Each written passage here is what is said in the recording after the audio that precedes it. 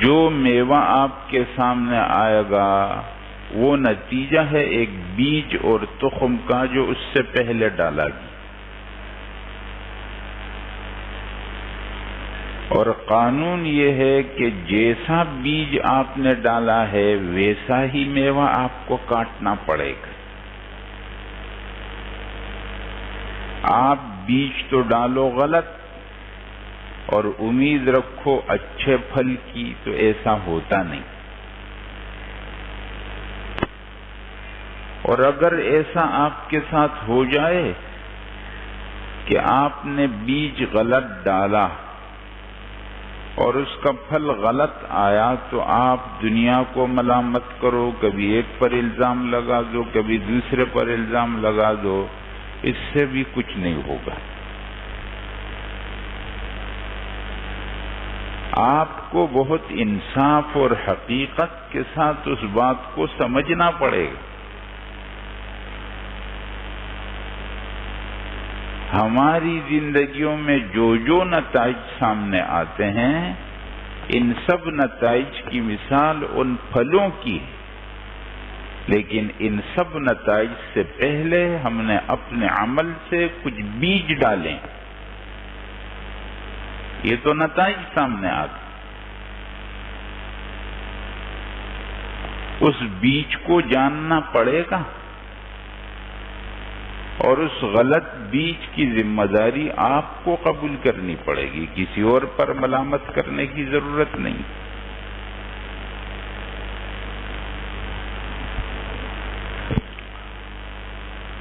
حضرات، مسئلہ کیا ہے جو میں بیان کرنا چاہتا ہوں، اور ہمارے اس جمع ہونے اور یہ بیان اور اس کا مقصد تو یہ ہے کہ ہم اپنی زندگیوں کے بارے میں انصاف کے ساتھ غور کریں۔ اگر کہیں ہم سے غلطی ہو رہی ہے اور اس غلطی کا ہم کو نقصان پہنچ رہا ہے، تو ہم کو اس غلطی کو ختم کر دینا چاہیے۔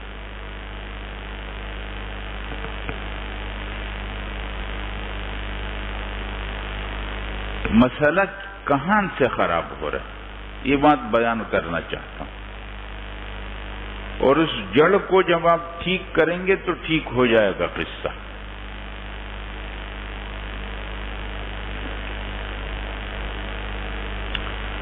مسئلہ یہ ہے کہ یہ دنیا، ایک تو ہے یہ مشاہدہ، دنیا کے اسباب، یہ سب مشاہدہ ہے، اور اس مشاہدے کو تو ساری دنیا مانتی ہے، اس میں تو مسلمان اور کافر کا کوئی فرق نہیں ہے نا۔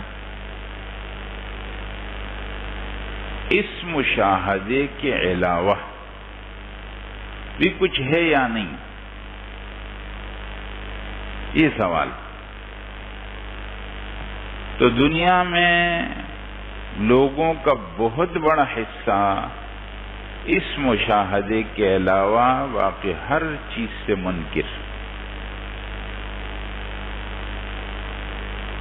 ہم مسلمان لوگ الحمدللہ اس مشاہدے کے علاوہ ایک اور چیز مانتے ہیں جس کو غیب کہا گیا، اور ہمارا غیب پر ایمان۔ حضرات، مسئلہ یہ ہے کہ جب غیب پر ایمان مضبوط ہوتا ہے تو اس کا نتیجہ نکلتا ہے زندگیوں میں اطمینان آتا ہے، اور جب غیب پر ایمان ختم ہوتا ہے یا کمزور ہوتا ہے تو اس کا نتیجہ نکلتا ہے کہ زندگیوں میں بے اطمینانی پیدا ہو۔ یہ مسئلہ آپ کی سمجھ میں آیا؟ ہاں، میں اس کی وضاحت کرتا ہوں اور اس کی تفصیل کرتا ہوں، لیکن اتنی بات آپ لوگوں کے ذہنوں میں رہنی چاہیے۔ ایمان بالغیب کا نتیجہ اطمینان ہے، اور ایمان بالغیب نہ ہونے کا نتیجہ بے اطمینانی۔ دنیا کے اسباب کم اور زیادہ کا اطمینان سے کوئی تعلق نہیں۔ یہ بات کو اپنے دلوں کے اندر مضبوط بٹھانا.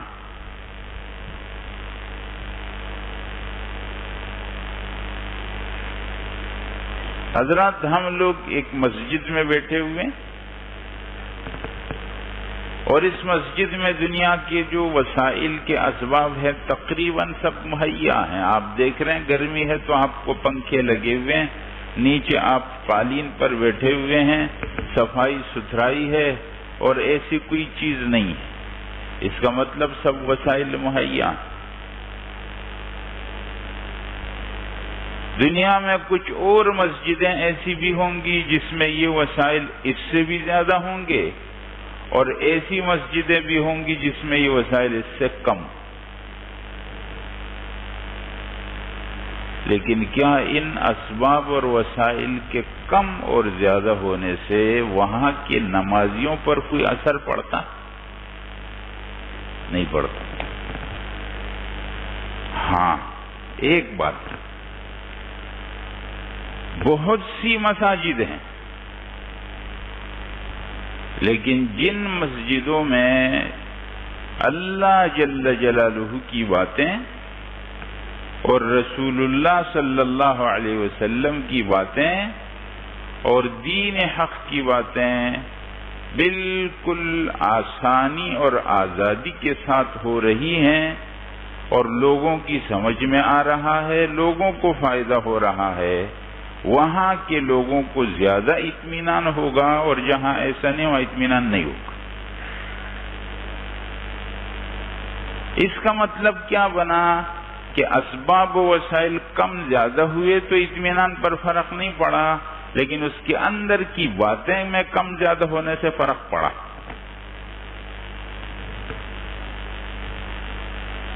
اب آپ یہ بتا دو کہ اندر کے اطمینان کا تعلق اسباب و سامان سے ہوا یا اس عقیدے اور فکر سے ہوا؟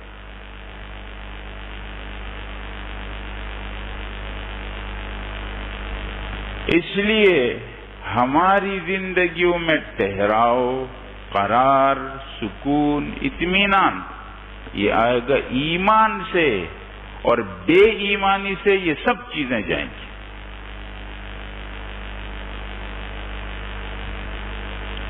قرآن کریم میں اللہ تعالیٰ فرماتے ہیں وَمَن يُؤْمِن بِاللَّهِ يَهْدِ قَلْبَهُ, جو اللہ پر ایمان لاتا ہے اللہ اس کے قلب کو ہدایت دے دیتے.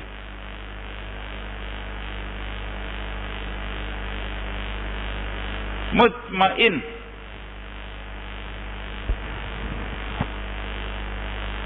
حضرات میری ملاقات ہو گئی دو علماء سے.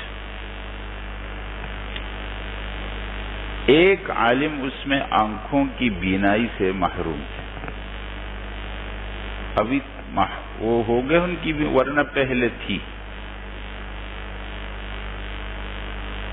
انہوں نے کچھ کتابیں لکھی اس حال میں جب ان کی بینائی تھی, اور کچھ لکھی جب بینائی نہیں تھی.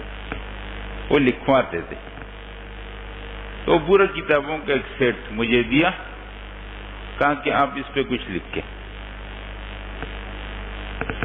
تو مجلس سے مجھے کہتے ہیں کہ میں آنکھوں کی بینائی نہیں ہے ابھی, لیکن مجھے کوئی پریشانی نہیں, میں بالکل مطمئن.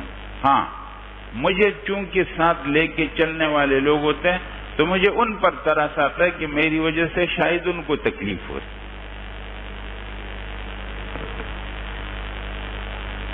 مجھے کوئی تکلیف نہیں, ذرا 1% بھی میں پریشان نہیں. دوسرا, حضرات بجلی کا اس کو حادثہ ہو گیا اور یہ دونوں ہاتھ سے وہ معذور ہو, دونوں ہاتھ بیچارہ محتاج ہو گیا نا. تو میں نے کہا کہ کیسے؟ کہتے میں بالکل مطمئن ہوں, مجھے کوئی پریشانی نہیں. ہاں مجھے دیکھنے والے لوگ پریشان ہو جاتے. حضرات ان دونوں کی باتیں سن کر میں سوچ رہا تھا کہ دین اور علم اللہ کی کتنی بڑی دولت. بالکل مطمئن تھے. ان کو 1% بھی پریشانی نہیں تھی. اور حضرات اس کے مقابلے میں ایسے لوگ بھی دیکھے ہیں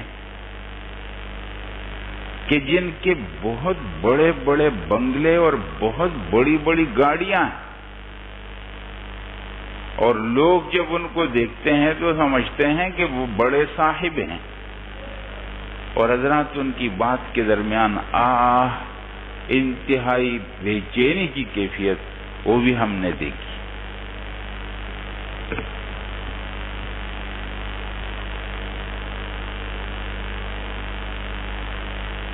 میں آپ حضرات کو یہ بتانا چاہتا ہوں کہ دل کے اطمینان، مطمئن ہونا اور مطمئن نہ ہونا، ان دونوں باتوں کا تعلق دنیا کے ان ظاہر آنے والے اسباب سے نہیں ہے، اس کا تعلق ہے کس کے ساتھ؟ ایمان اور ایمان نہ ہونے کے ساتھ. یہ ایک بات ہے جو آپ لوگوں کو مضبوط ذہن میں بیٹھنی چاہیے. حضرات یہ بات واضح سمجھ میں آ گئی. اب میں دوسری بات کرتا ہوں. ایمان کس چیز کا نام؟ ایمان غیب پر یقین کا نام. جو نظر آتا ہے اس کو تو سب مان لیتے ہیں،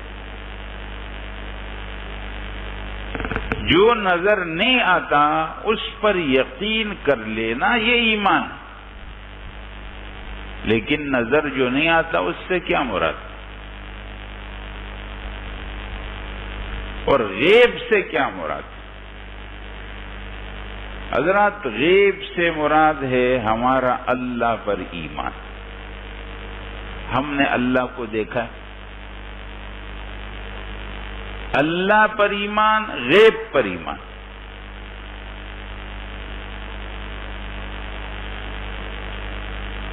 ہم نے آخرت کو دیکھا، آخرت غائب. جب یہ آنکھ بند ہو جائے گی نا اور لوگ کہیں گے کہ صاحب کا انتقال ہو گیا، تو صاحب ایک اور جہاں میں جا چکے ہوں گے اور وہ نظر آ رہا.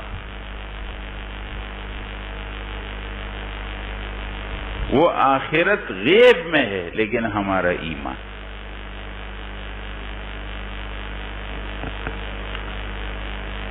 رسول اللہ صلی اللہ علیہ وسلم پر وحی آئی اللہ کی طرف سے، ہم نے دیکھا اس وحی کو آتے ہوئے. غیب میں ہے ہمارا ایمان. رسول اللہ صلی اللہ علیہ وسلم کو اس زمانے کے لوگوں نے دیکھا، ہم نے تو دیکھا بھی نہیں. غیب میں ہے یا نہیں ہمارا ایمان؟ غیب پر ایمان بڑھے گا تو ایمان بنے گا. غیب پر ایمان کا نام، یقین کا نام ایمان. اللہ جل جلالہ نے پیغمبر بھیجے ہر زمانے میں، ہر جگہ میں، اور آخر میں پیغمبر بھیجا ہم سب کے پیغمبر اور اس کل کائنات کے پیغمبر حضرت محمد صلی اللہ علیہ وسلم کو، اور اللہ نے ان کو نشانیاں دے دی. ان کو سب سے بڑی نشانی جو قیامت تک موجود ہے وہ قرآن کریم. یہ نشانی ہے کہ وہ اللہ کے پیغمبر. حضرات پیغمبروں کو جب نشانیاں مل جاتی تو لوگ دو قسم پر ہو جاتے. بعض لوگ انصاف والے ہوتے ہیں، وہ ان نشانیوں کو دیکھتے ہیں کہتے ہیں اچھا ایسا تو اور کوئی کر سکتا نہیں، یہ سچے ہیں. اور بعض لوگ اپنی ضد پر ڈٹ جاتے ہیں، جو اس پیغمبر کو مان لیتے ہیں وہ مومن بن جاتے ہیں، اور جو منکر ہو جاتے ہیں وہ کافر ہو جاتے ہیں.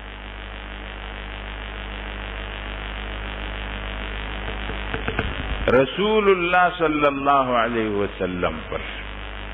حضرات میں ایک چیز آپ کو یہ موجودہ حالات کے حساب سے بتا رہا ہوں، آپ کی توجہ ان باتوں کی طرف بہت ضروری ہے، اور ان باتوں کا ہر حصہ آپ کے لیے سمجھنا ضروری ہے۔ رسول اللہ صلی اللہ علیہ وسلم جب لوگوں کے سامنے آئے اور آپ نے اعلان کیا کہ میں اللہ کا پیغمبر ہوں اور یہ اللہ کی طرف سے نشانی قرآن میرے پاس ہے، تو جن لوگوں نے مانا وہ صحابہ کرام بنے، جنہوں نے نہیں بنا وہ کافر بنے۔ صحابہ کرام کی تعداد کتنی تھی؟ 1,00,000 سے زیادہ۔ سب عقل مند تھے یا نہیں تھے؟ ٹھیک، سب صحابہ عقل مند، انہوں نے اس رسول اللہ صلی اللہ علیہ وسلم کی بات پر یقین کیا، اور یہ نہیں کہا کہ ہماری عقل میں آتا ہے یا ہماری عقل میں نہیں آتا۔ اپنے مشاہدے اور اپنی عقل کے خلاف پیغمبر کی بات پر یقین کر لینا، یہ ایمان۔ 1,00,000 سے زائد صحابہ کرام نے، جو سب کے سب عقل مند تھے، رسول اللہ صلی اللہ علیہ وسلم کی بات پر یقین کیا،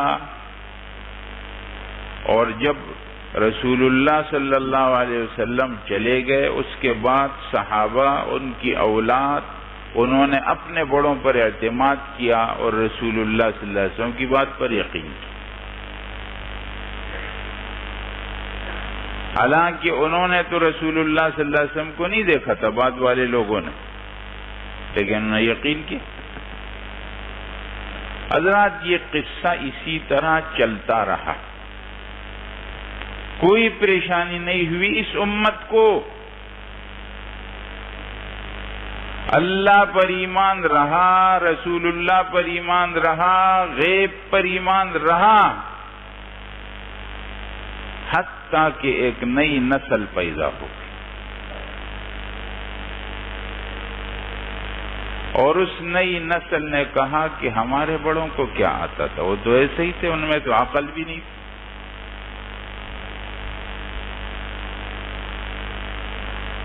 اور ہم ان باتوں میں صرف ان باتوں کو مانیں گے جو ہماری عقل میں آئے۔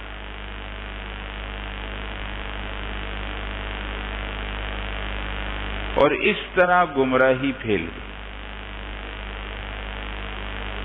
تعلیم کے نام پر۔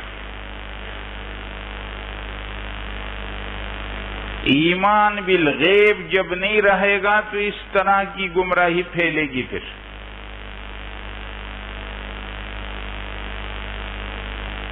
اب آپ دیکھتے ہیں حضرات، جو پچھلے دنوں میں اور پچھلے وقتوں سے عورتوں کی آزادی کا ایک مارچ شروع ہوا، اس کا کیا مطلب ہے؟ یہ مارچ کرنے والی خواتین کون ہیں؟ ان کو تو کوئی پریشانی نہیں، یہ تو لبرل خواتین ہیں، تو آزاد ہے پہلے سے۔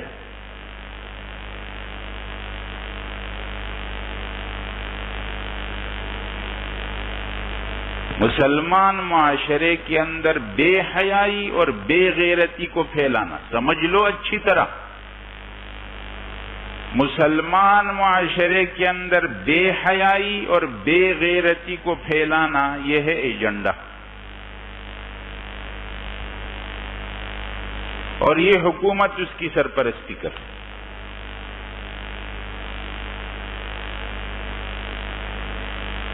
نعرے کیا لگائے گئے؟ نعرے دیکھیں، مسلمان ملک جس کی بنیاد بنائی گئی لا الہ الا اللہ کے، جس میں لوگوں نے جانیں دی ہیں بھائی، وہ ان بے غیرت نعروں کے لیے یہ ملک بنا تھا۔ وہ لوگ نعرے لگا رہے ہیں، پولیس ان کے ساتھ چل رہی ہے، ان کی حفاظت کر رہی ہے۔ یہ پولیس اس مقصد کے لیے بنی تھی،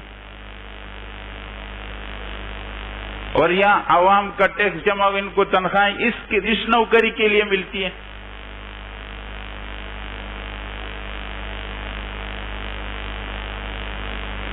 نعرہ لگایا گیا میں 9 سال کی، میری شادی ہو گئی 50 سال کے آدمی سے۔ نعرے کو سنو، بے غیرتی کی حد ہے، وہ زمین پھٹی کیوں نہیں اور یہ سب غرق کیوں نہیں ہوئے؟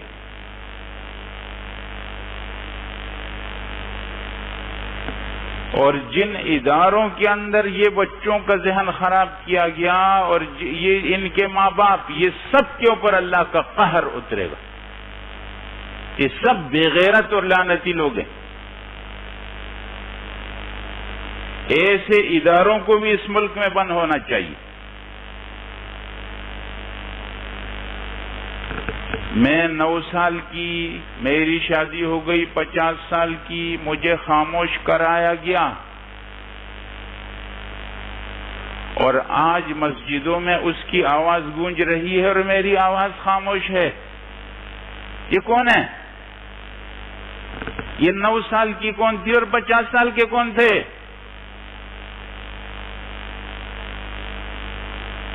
اور یہ کس کی آواز گونج رہی ہے؟ یہ کتنی بڑی دہشت گردی ہے۔ 9 سال کی حضرت عائشہ، 50 سال کے رسول اللہ صلی اللہ علیہ وسلم۔ یہ پاکستان میں ہو رہا ہے۔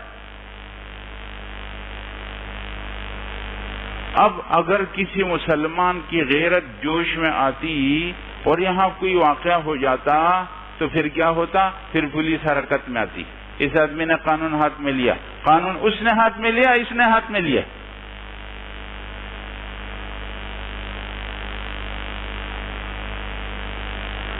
اور جب کچھ واقعہ ہو جاتا ہے تو میڈیا پہ سوالات شروع ہو جاتے ہیں، اسلام کے اندر ایسا کرنا ایسا کیسا ہے اور شریعت میں اس آدمی کا حکم کیسا ہے؟ سمجھ لو اچھی طرح، جو آدمی اس قسم کا سوال کرے کہ اگر بالفرض یہ غلط نعرہ جس نے لگایا اٹھایا ہوا، اگر اس کو کوئی قتل کر دیتا،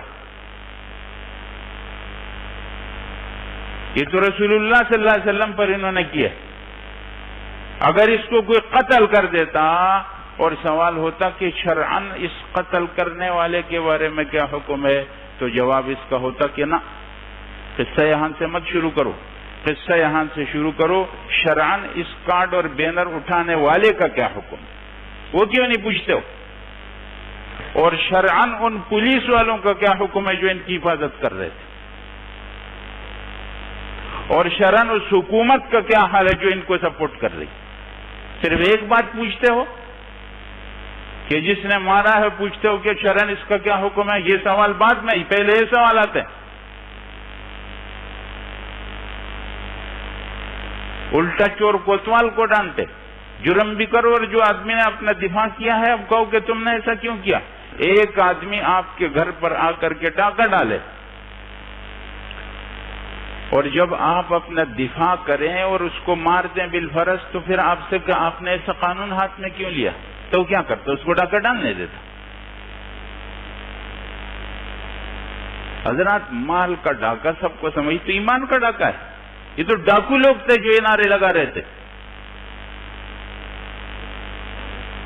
جنہوں نے اس قسم کے اشتہار اٹھائے، یہ سب ہمارے نزدیک ایمان کے ڈاکو تھے جو اس روڈ پر گھوم رہے تھے، اور جن ہمارے حکومت کے اداروں نے ان کی حفاظت کی، سب ڈاکوؤں کی حفاظت میں لگی۔ اس ملک میں جرائم کتنے چل رہے ہیں، اس ملک کے اس علاقے میں منشیات کتنے چل رہے ہیں، پولیس کیوں نہیں روکتی ہے؟ جو کام کرنے کا ہے وہ کرتے نہیں ہے، جو دوسرے وہ شروع کر دیتے ہیں، صرف اس لیے کہ باہر سے کس نے فنڈ دیے۔ فرانس کے جھنڈے بھی اٹھائے ہوئے، یہ ہمارے لوگ ہیں، یہ مسلمان ہیں، یہ پاکستانی ہیں، یا صرف پیسوں کے اوپر ناچتے ہیں؟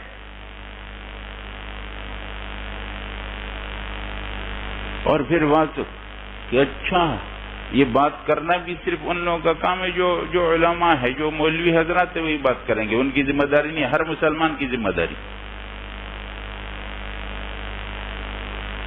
اور الحمدللہ ہے، الحمدللہ حضرات، یہ چند لوگ پیسے لے کر کے ایجنٹ اور مغربی تہذیب اور کلچر کی مارکیٹنگ کرنے والے دلال اور ایجنٹ اس ملک میں نئی جگہ ملے گی، ان کو جانا چاہیے یہاں سے۔ یہ پاکستان ہے، پاک یہ ناپاکستان نہیں ہے.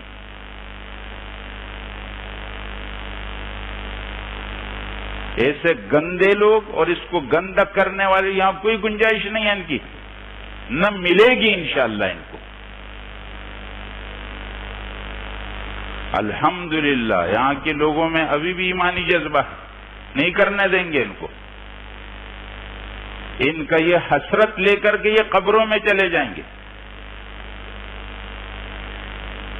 حضرات میں آپ لوگوں سے یہ باتیں صرف اس مقصد کے لیے کر رہا ہوں. مجھ کو معلوم ہے الحمدللہ کہ اس مجمع میں ایک بھی آدمی ایسا نہیں ہے جو ان باتوں سے متاثر ہے، وہ سب خلاف ہے اس کے. اور ہمارے اس ملک کا بہت بڑا حصہ ان باتوں کے خلاف. سوال یہ ہے کہ یہ جو بینر اٹھانے والے لوگ ہیں یہ مسلمانوں کے بچے ہیں یا یہ غیر مسلم ہیں؟ اگر تو یہ مسلمانوں کے بچے ہیں تو سوال ہے ان کے ماں باپ سے.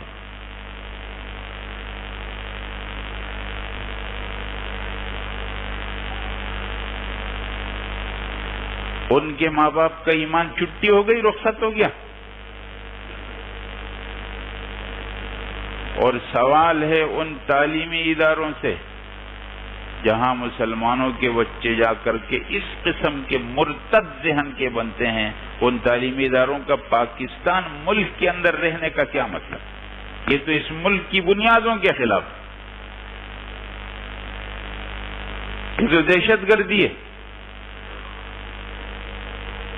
یہ تو ملک کا امن خراب کرنے کے خلاف بات ہے. اگر لوگ پیش میں آئیں گے اور ضرور آئیں گے،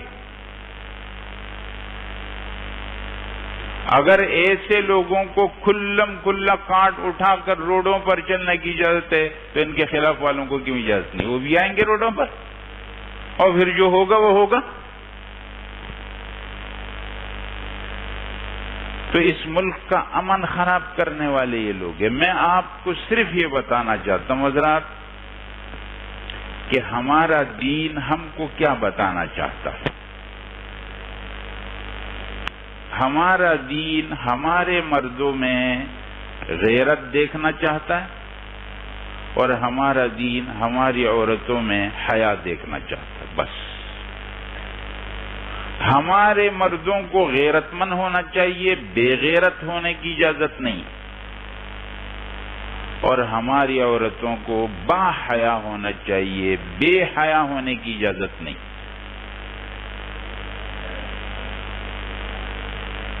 عورتوں کے جو حقوق ہے، ہم کو کسی اور کے سامنے صفائی کے لیے کوئی ضرورت نہیں ہے کہ ہم صفائی کریں کہ اسلام میں کیا حقوق ہے، وہ مسلمانوں کو معلوم ہے الحمدللہ. اگر کہیں پر عورت کے ساتھ کوئی ظلم ہوتا ہے وہ اس آدمی کا کام ہے، وہ اسلام کی بات نہیں.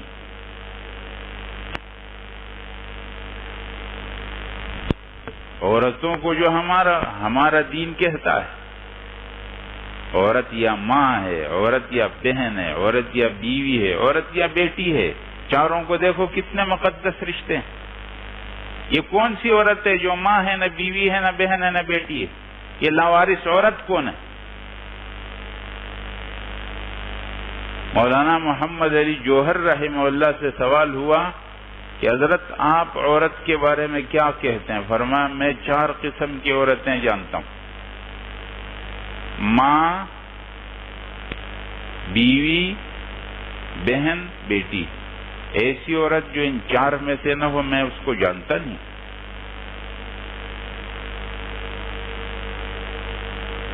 حضرات آپ لوگ موجود ہیں، کیوں نہیں ہم جھوٹ کو کیوں بولا جاتا ہے؟ کیا ماں کا ہمارے اس میں احترام ہے یا نہیں؟ اور بیوی کا احترام ہے یا نہیں؟ اور بہن کا احترام ہے یا نہیں؟ اور بیٹی کا احترام ہے یا نہیں؟ تو اور کیا چاہیے؟ سوال کب سے پیدا ہو گیا اور اشکال کس بات پہ ہو گیا؟ کچھ بھی نہیں ہے. عورت کا حق مق کچھ بھی نہیں ہے. عورت کے ساتھ فراڈ ہے. عورت کے ساتھ بہت بڑا فراڈ ہے. اس لیے انشاءاللہ اور الحمدللہ حضرات میں آپ کو کہہ رہا ہوں کہ ہمارا معاشرہ الحمدللہ پاکستان کا ابھی بھی مسلمان، ایسے لوگ ہیں جو باہر ملک گئے اور وہاں کے حالات جو انہوں نے دیکھے تو اپنے بچوں کو واپس آ گئے اس ملک۔ اس سے متاثر ہونے کی کوئی ضرورت نہیں ہے کہ باہر میں بہت اچھا ڈسپلن ہوتا ہے، سامان روڈ اس کے صاف ہوتے ہیں اور باقی بھی نظام بہت اچھا ہے۔ ماں باپ کی وہاں پر ہے یا نہیں ہے؟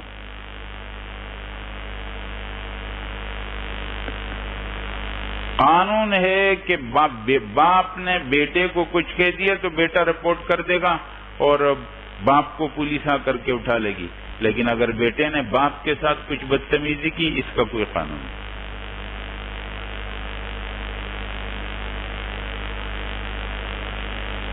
امریکہ میں وہ ہوا تھا، یہ بات ہے اخبارات میں، ایک عورت نے اپنا مقدمہ درج کیا کورٹ کے اندر کہ میرا ایک بیٹا ہے، اس نے کتا پالا ہوا ہے، اس کو گوشت لا کے دیتا ہے، اس کے ساتھ پورا وقت گزارتا ہے، مجھے 24 گھنٹوں میں تھوڑا سا وقت بھی نہیں دیتا، تو میں عدالت کے اندر اپنی فریاد کرتی ہوں کہ میرے اس بیٹے کو عدالت حکم کرے کہ وہ مجھے بھی کچھ وقت دے۔ تو جج نے سب چیزیں دیکھی، پھر اس کے بعد فیصلہ کیا کہ ہمارے قانون میں ایسا کوئی ذکر نہیں ہے کہ ہم آپ کے بیٹے کو اس پر مجبور کریں کہ وہ آپ کو وقت دیں۔ ہم اتنا کر سکتے ہیں آپ کے لیے کہ جو بوڑھوں کا گھر ہوتا ہے اس میں آپ کو لے جائیں گے، وہاں آپ کا خیال رکھیں۔ ہمارے بوڑھے ماں باپ کو ہم اپنے سروں پر بٹھاتے ہیں۔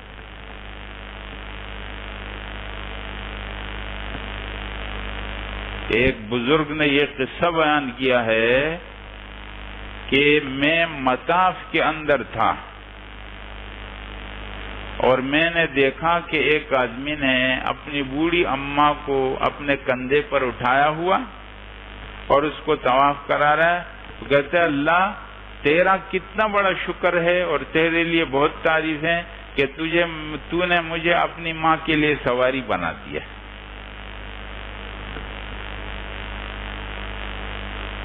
مجھ کو توفیق ہو۔ حضرات اللہ کا حق دین ہم سب کو نصیب ہے۔ میں آپ کو صرف شروع سے یہ بات کر رہا تھا کہ اس دین کے اوپر اپنا ایمان ٹھیک کرو، اپنا یقین ٹھیک کرو، شک کے اندر مت پڑو ادھر ادھر کی ہواؤں میں اڑتی ہوئی باتیں، ان باتوں کی کوئی بنیادیں نہیں۔ آج یہ مارچ چل رہے ہیں، کل کچھ اور مارچ چلیں گے، یہ مارچ چلتے رہیں گے اور ختم ہوتے رہیں گے، اور اللہ کا حق دین ہے جو قیامت تک چلتا رہے۔